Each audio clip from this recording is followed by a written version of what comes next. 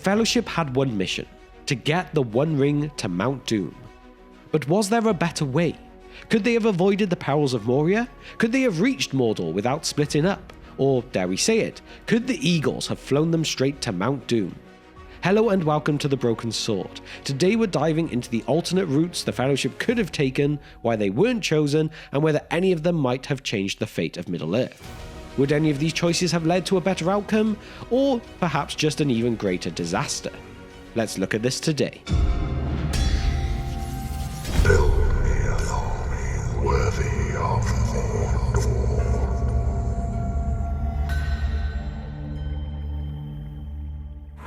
Eagles! The eagles are coming!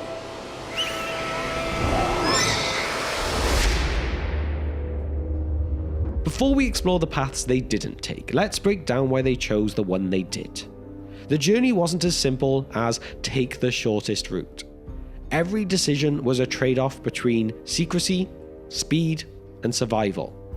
From Rivendell, the Fellowship had two initial options: the Red Horn Pass over the Misty Mountains, or the long road south. However, Saruman is actually the one that made that decision for them. His unnatural storm on Caradhras forced them back, leaving them with only one real option: Moria. Could they have just gone around? Yes, potentially, but also potentially at a huge cost. Circling the mountains would have taken weeks, time they just didn't have. Sauron's power was growing day by day, and every delay increased the risk of being discovered. Therefore, Moria, despite its dangers, became the only choice. But even this choice carried consequences.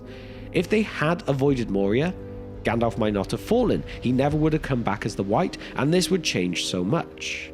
And also without that loss, would Aragorn have stepped into leadership so quickly? Would the Fellowship have splintered earlier, later, or even at all? These aren't just paths, they're turning points. Mordor, Gandalf. Is it left or right? Left. The Fellowship already used boats on the Anduin, so why not take them all the way? Surely a water route would be faster and less exhausting, right? Well, on paper, yes. They could have continued south past Gondor and followed the River Poros into Mordor's eastern mountains. But that path was heavily guarded. Gondor controlled those waters, and anyone passing through unrecognized would have been seen as a spy or invader. Even if they slipped past Gondor, the river itself wasn't safe. The closer they got to Mordor, the more Sauron's forces controlled the land. The River Poros marked the border of Mordor, and his watchers patrolled every crossing. A small group in boats would have been exposed, vulnerable, and really easy prey for the enemy. Therefore, while boats seemed like an easy option, they actually would have put the Fellowship directly in the path of two major powers, Gondor and Sauron, neither of whom would have particularly welcomed them. And even if they did get through, would Frodo and Sam really have reached Mount Doom faster? The final leg of the journey had to be on foot, and carrying a boat into Mordor wasn't exactly an option either. We could pass through the mines of Moria.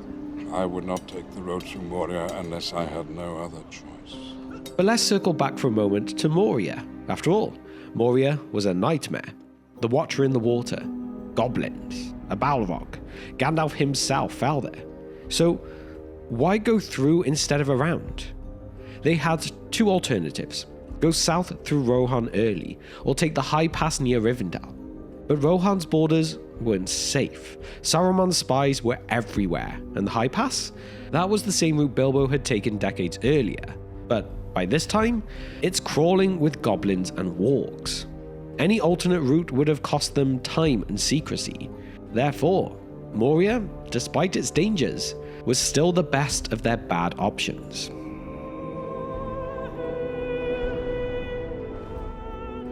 But let's also move on to the classic debate. Why didn't the Fellowship just fly to Mordor on the back of the Eagles? Surely it would have saved a lot of trouble, right? No. And here's why. First, the Eagles weren't Gandalf's personal taxi service like so many think they might be. They were powerful, independent beings who didn't serve the free peoples. But even if they did agree to help, Mordor was not undefended. Sauron controlled the skies.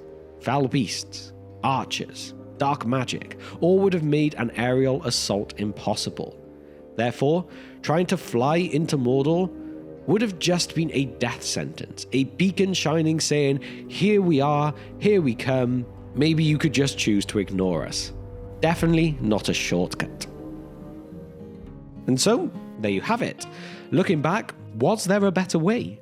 Maybe, but every alternative had its own dangers. The river? Exposed. Avoiding Moria? Would have led to disaster. Flying? Impossible. Therefore, the Fellowship's path wasn't just the best choice, it was the only real choice that had a chance of success. Middle-earth is full of choices, but fate has a way of guiding the right ones. In the end, the Fellowship didn't just take the best path, they took the only path that had any hope of working. But with that, now it's your turn. Could another route have worked that maybe I haven't mentioned today? Or was the Fellowship's path the best choice? Share your thoughts and opinions on this in the comment section down below. And along with this, if you would like to support the channel in other ways, please consider our Patreon. You can't always rely on YouTube itself, so this extra support will really help the channel stay strong and keep us getting that content out for you. But with that, thank you for spending just some of your time with me today, and I will see you next time on The Broken Sword.